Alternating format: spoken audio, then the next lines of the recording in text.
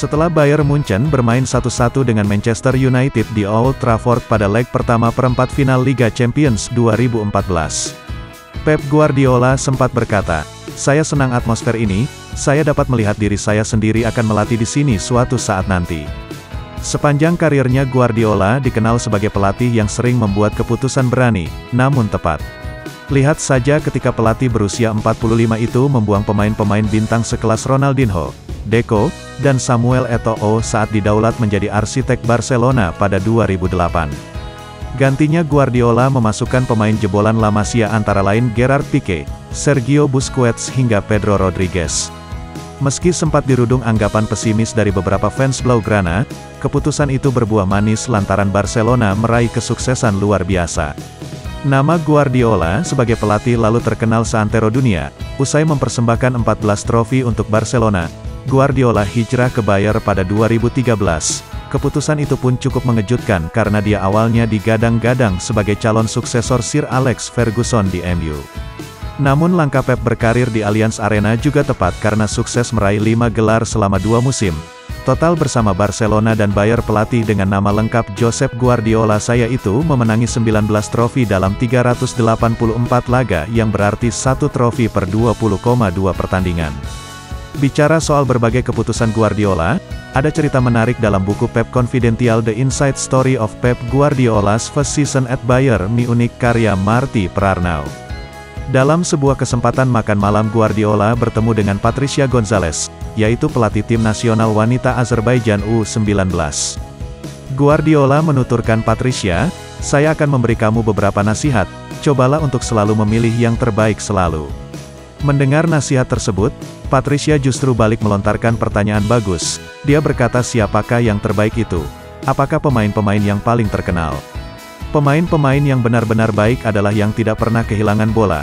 Pemain yang tahu bagaimana cara mengumpan dan tak pernah melupakan itu, Anda harus selalu menggunakan mereka, meski profil mereka lebih rendah ketimbang pemain lainnya.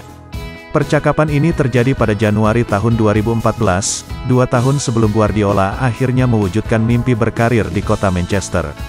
Namun bukan bersama Manchester United, melainkan klub rival Wayne Rooney dan kawan-kawan yaitu Manchester City. Meski banyak klub besar di Inggris, Guardiola kiranya paham betul filosofi pilihan terbaiknya. Bisa jadi alasan itu pula yang membuat City mulai mencoba berinvestasi kepada pemain muda dengan mendirikan Football Academy seluas 32,2 hektar pada Desember tahun 2014. Ketika MU melakukan hal haram semasa era Sir Alex Ferguson dengan harus mengeluarkan dana 50 juta pounds untuk merekrut bintang muda Anthony Martial, City mulai mengorbitkan striker berusia 19 tahun Kelechi Iheanacho yang sudah mencetak 8 gol dan 6 assist dalam 16 laga untuk The Citizens. Pada musim pertamanya menangani Manchester City, Guardiola menerima tongkat estafet kepelatihan dari Manuel Pellegrini, pelatih yang sudah mempersembahkan 1 gelar juara Premier League dan 2 predikat juara Piala Liga bagi Man City. Tak butuh waktu lama Guardiola langsung bekerja keras membangun skuad sesuai kebutuhannya. Man City adalah contoh sempurna pembangunan skuad yang dibentuk sesuai dengan gambaran pelatih. Sebagai perbandingan di musim yang sama Manchester United juga menggelontorkan dana tak kalah besar. Jose Mourinho menghabiskan 145,3 juta pound untuk merekrut pemain anyar.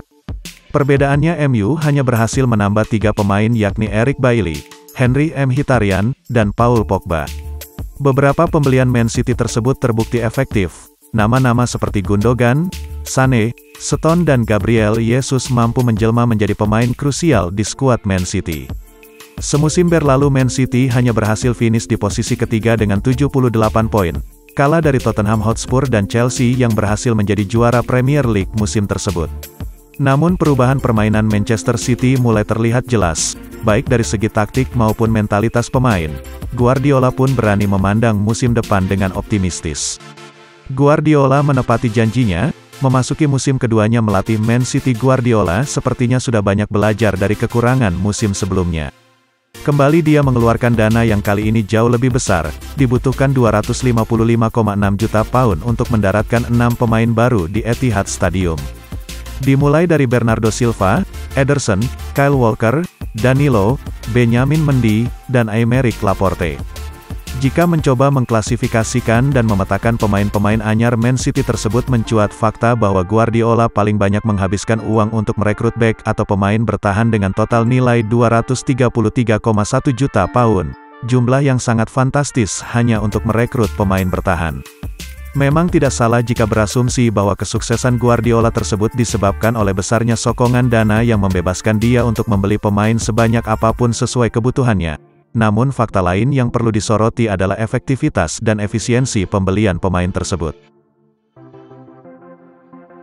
Di luar semua itu, Manchester City mempunyai sejarah yang panjang dalam kancah sepak bola Inggris.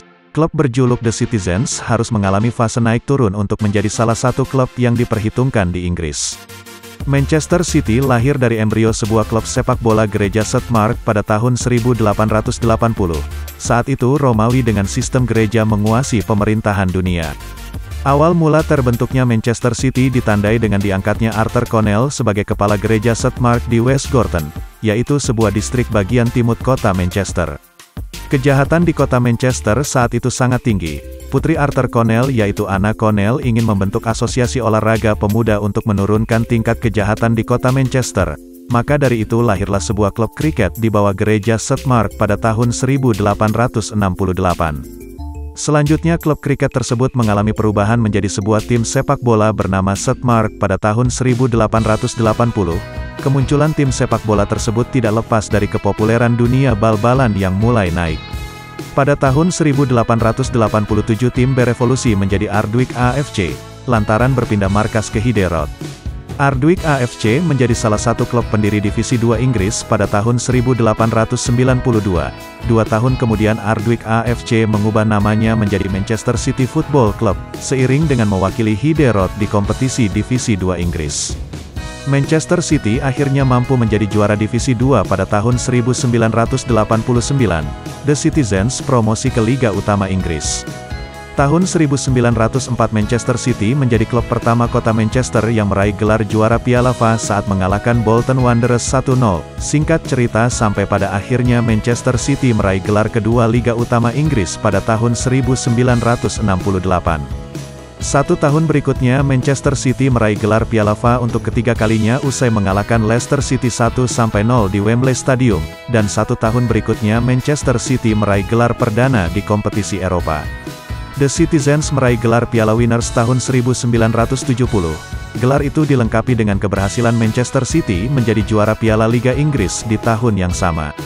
1 tahun berikutnya Manchester City meraih gelar perdana di kompetisi Eropa. The Citizens meraih gelar Piala Winners tahun 1970. Gelar itu dilengkapi dengan keberhasilan Manchester City menjadi juara Piala Liga Inggris di tahun yang sama. Singkat cerita di era Pep Guardiola dengan Jose Mourinho, derby Manchester terasa sangat panas mengingat kedua sosok pelatih memiliki rivalitas yang panjang.